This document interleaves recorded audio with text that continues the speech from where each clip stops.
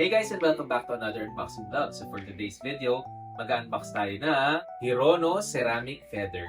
So guys, ito nakuha natin sa pop-up store dyan sa may Makati. So konting kwento lang bago natin buksan to. So hindi na talaga namin ina-expect na makuha to kasi parang ang dami mo nang kailangang i-collect na mga IPs at parang hinihintay mo na lang na dumating na lang sila sa'yo, hindi mo na kailangan hanapin. So unexpected, nung pumunta kami sa pop-up store ay available ito. At syempre, binili na natin para sulit. Sulit pa talaga, dinagdagan mo lang talaga yung gastos mo eh. At ito na-check out na natin to. So, huwag na natin patagalin guys at tingnan muna natin yung box niya. So, sa box guys, ayan makikita nyo, may presyo pa. 6,000 pesos natin nakuha to sa pop-up store.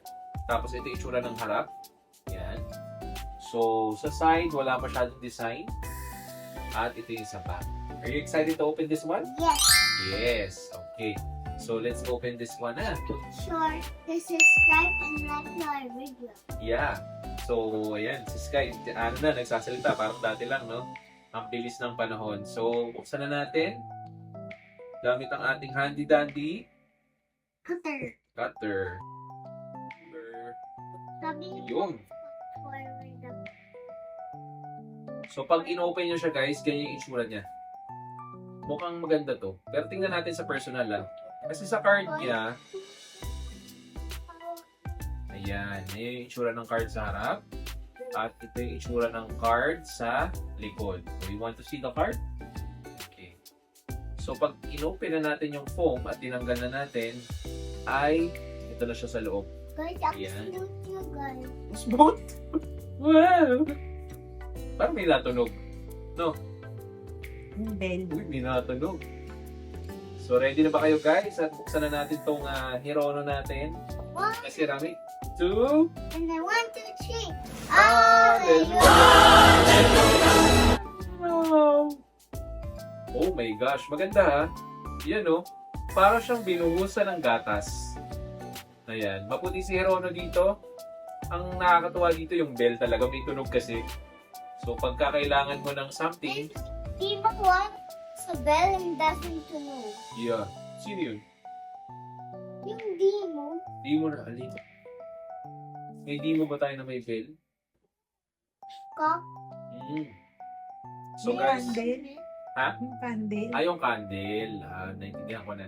So, yung birdie ba to, di ba? May, yung 100% niya rin ba mayroong skull sa ilalim? Wala, di ba? So, nandito lang siya. Tapos, ang texture niya ay may pagka-glossy. Real bell. Tapos, pagdating sa harap, meron siyang, meron siyang dalawang wood color. Pero pag tinignan niyo yung parang texture niya, parang wood talaga. Yan. Tapos, pagdating dito sa harap, meron siyang silver bell. Yan. Tapos, yung eyes niya, parang simple lang. Hindi masyadong nilagyan ng, alam mo yung parang mata ni Hirono na nakalubog. Dito kinulayan lang talaga. So, hindi ko alam kung anong material to, pero siguro PVC to or something. Hindi ko alam.